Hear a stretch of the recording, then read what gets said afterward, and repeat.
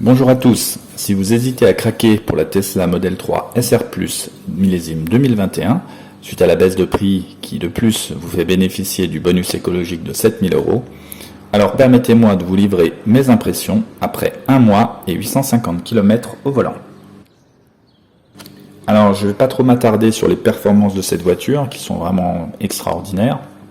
Vous trouverez des tas de vidéos sur YouTube pour vous décrire et les comparer par rapport aux concurrentes, ni sur les nouveautés de ce millésime 2021, comme le nouvel intérieur, qui fait clairement un bond en avant en termes de qualité perçue par rapport au millésime précédent, ni sur les vitres électriques avant, qui sont maintenant double vitrées.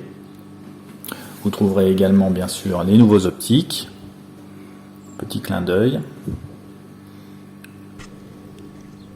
et très pratique, le coffre électrique. Coffre très vaste d'ailleurs. Bref, tout ça, vous aurez des descriptifs dans tout un tas de vidéos sur YouTube, donc c'est pas trop là-dessus que je vais m'attarder. En revanche, je vais vous livrer quelques astuces et également faire un point consommation, qui est le point qui m'avait fait hésiter à sauter le pas. Alors un point consommation tout de suite sur autoroute. On va aller vers Villefontaine, à côté de Lyon. On part de Haute-Savoie, 138 km, exclusivement autoroutier. Je vais dans Google, je calcule l'itinéraire et je clique en haut à droite sur les 3 petits points pour partager l'itinéraire. Et je vais partager avec l'application Tesla que je vais chercher en bas de mon écran, ce qui va envoyer directement l'itinéraire à ma voiture. Et ma voiture est désormais prête à partir avec l'itinéraire qui est dans le GPS. Donc nous partons avec 90% de batterie, prévu à l'arrivée 43%.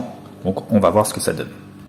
Alors voilà, on est sur la route, ça fait 60 km qu'on roule, 135 Wh par kilomètre, ce qui est assez faible. Je vais me mettre en autopilote, je me recouvre vers le bas, les bandes bleues s'affichent, là il me demande de donner un petit coup de volant et de mettre le clignotant pour engager le changement de voie, et là il va changer de voie tout seul et se remettre à la consigne de 130 et suivre la navigation autopilote puisqu'il suit l'itinéraire que je lui ai donné. Et voilà, et j'arrive à 130. Maintenant, il me demande de rechanger de voie, je mets le clignotant, léger coup de volant, et là il a perdu l'autopilote. Voilà, hop, et c'est reparti. Donc voilà, nous sommes arrivés. 138 km exclusivement de l'autoroute de la voie rapide. Et donc la voiture nous avait annoncé 43% de batterie à l'arrivée.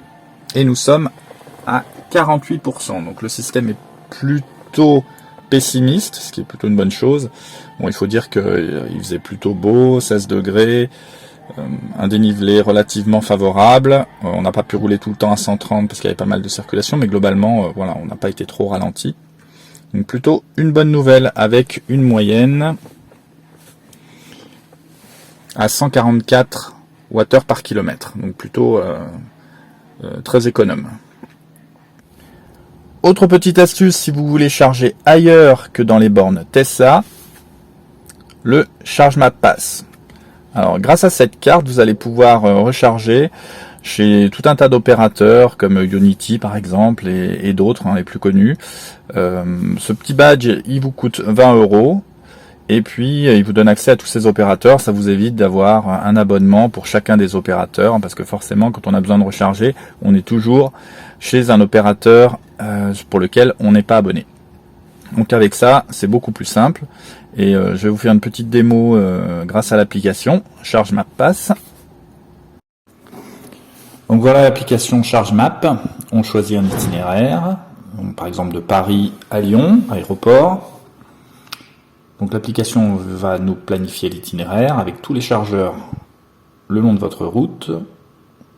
Vous pouvez ainsi en choisir un, visualiser les bornes disponibles sur cette aire.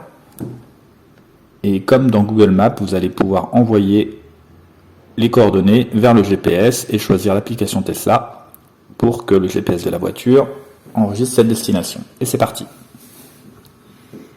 Tout simple. Un point d'autonomie depuis que j'ai le véhicule, 852 km, 146 Wh par kilomètre, ce qui nous donne une autonomie à pleine charge d'environ 370 km, puisque la batterie fait 54 kW de capacité. Bon, c'est vraiment pas mal, surtout que j'ai vraiment pas fait attention. C'était les 850 premiers kilomètres, donc on a fait des essais de performance également, d'accélération. J'ai fait essayer la voiture à quelques personnes. J'ai fait à peu près moitié d'autoroute, moitié de trajet urbain, périurbain. Donc on est vraiment sur quelque chose de tout à fait satisfaisant compte tenu des performances du véhicule. Je rappelle qu'on a presque 300 chevaux de puissance sur ce véhicule. D'ailleurs, on va faire un essai d'accélération tout de suite. Là, voilà, je vais m'insérer sur l'autoroute, clignotant, et c'est parti, je vais accélérer jusqu'à 100 km/h. Vous allez voir, pouf, ça pousse tout de suite en quelques secondes. Je ne sais même pas si on peut parler de pluriel. On est tout de suite à la vitesse de consigne. Enfin, c'est vraiment, vraiment très impressionnant.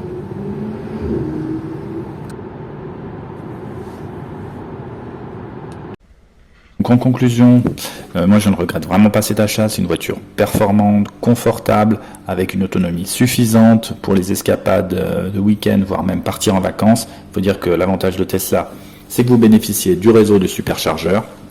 Alors si vous voulez craquer, allez-y, c'est le moment. Le bonus écologique, c'est jusqu'au 30 juin 2021. Après, ça commence à baisser, il passera à 6 000 €.